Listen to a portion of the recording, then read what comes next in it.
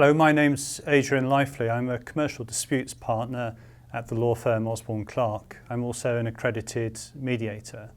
In this series called Straight to the Point of Dispute Resolution, I discuss various important topics relating to dispute resolution in the UK.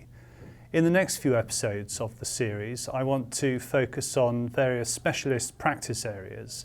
And this time I want to look at business crime. And to do that, I've got Jeremy Summers, who is Osborne Clarke's Head of Business Crime, with me. Jeremy, welcome to Straight to the Point of Dispute Resolution. Today, the topic you want to discuss, I believe, is what's called Deferred Prosecution Agreements. And to get us started, I wonder if you could please just explain to us what they are and what the objective of Deferred Prosecution Agreements is. Certainly. Well, Deferred Prosecution Agreements, DPAs, are a new tool on the UK landscape. They've been enforced since February 2014. And one of their core objectives was to make it easier to deal with corporate wrongdoing.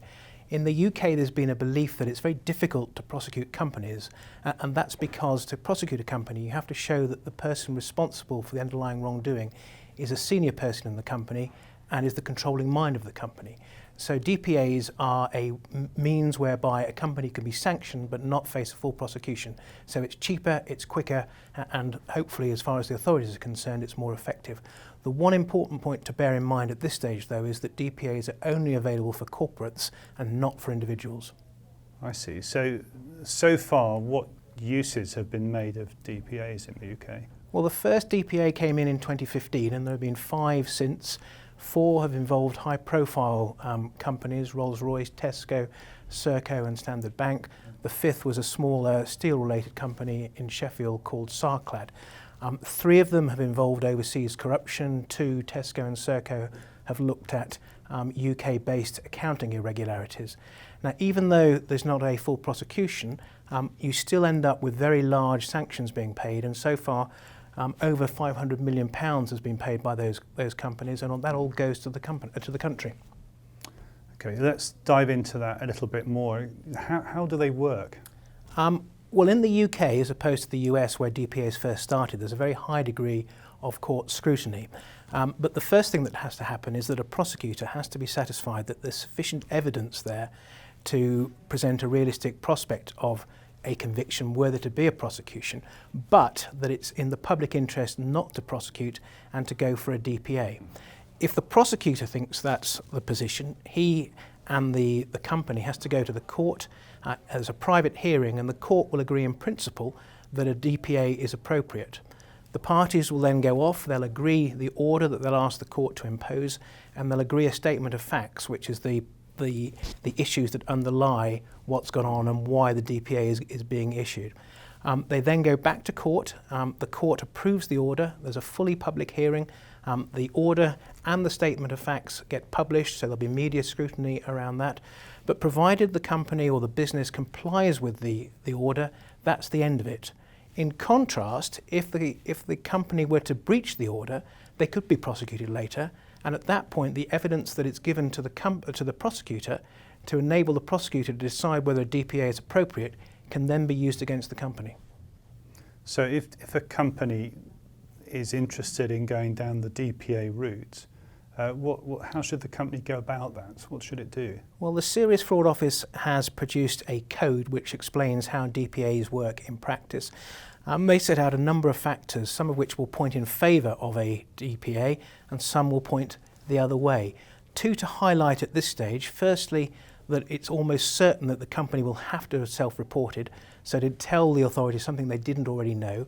And secondly, there'll be a need to cooperate with the authorities throughout the lifetime of the investigation, and that can be years as opposed to months. What does full cooperation look like? Well, the SFO now say it's more than is simply required under the law. It will almost certainly involve giving evidence which the authorities can then use to prosecute senior officials within the company, and may also involve waiving privilege over material that otherwise wouldn't have to go to the authorities.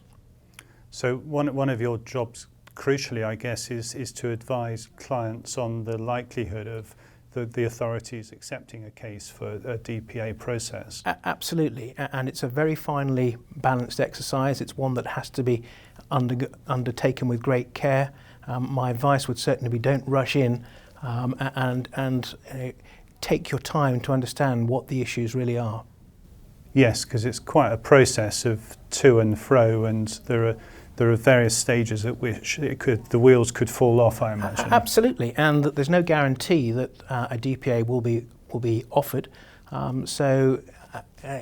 If and in that event, the evidence that is given could be used against the company. So as I say, yes, it is a very finely balanced exercise. So if one sees the DPA process through to the conclusion, what kind of consequences or financial penalties or whatever should a company be ready for? Well, most obviously, Adrian, a company or a business is going to have to pay a financial sanction equivalent to a fine. That is going to be calculated by the court in accordance with the seriousness of the underlying issues and by reference to the sentencing guidelines. So it'll be similar in many ways to what would happen if you had gone to court. Beyond that, if a party is lost out because of the actions of the company or the business, then compensation can be ordered to be paid to the losing party, if I can put it like that. The court may require that remedial processes and procedures are put in place so that whatever's gone wrong can't happen again. In theory, there's the possibility to appoint a monitor at the cost of the company to ensure that those remedial processes are in place. And last but not least, the costs of the SFO or the police in investigating and bringing the proceedings are going to have to be borne by the company. And in relation to the financial aspects, can you give any kind of guidance about the parameters for that? How much could a fine be? Well, if one looks at Rolls-Royce, including costs, it was in the region of £500 million, so not cheap. Okay, so finally, and here's the thing, what would your top tips be then for a company that finds itself in this kind of predicament? I think, as I say, don't rush. Make sure you understand the issues. The law can be very complicated. So, for example, an overseas bribery offence might have occurred, but it might not engage the Bribery Act. So make sure you understand what has happened and what the implications are. For that, you need to take proper advice. And then finally, if you are going to engage in the process, make sure that you have all your ducks in a row so that if you do need to cooperate with the authorities over a lengthy period of time, you can do so without compromising the ongoing running of your business. Before you contact the authorities, do all that preparatory work. Do all your preparatory work so that as far as is possible, you can have that as a separate aspect to the business, but the underlying business, the issues through which we make money can carry on. Yeah, I see. Great. Well, thank you very much, Jeremy. I think that was very enlightening. And as always, I always say at the end of these videos, please don't rely on this. Take your own advice about your own specific situation if you find yourself needing advice on DPAs. Thank you.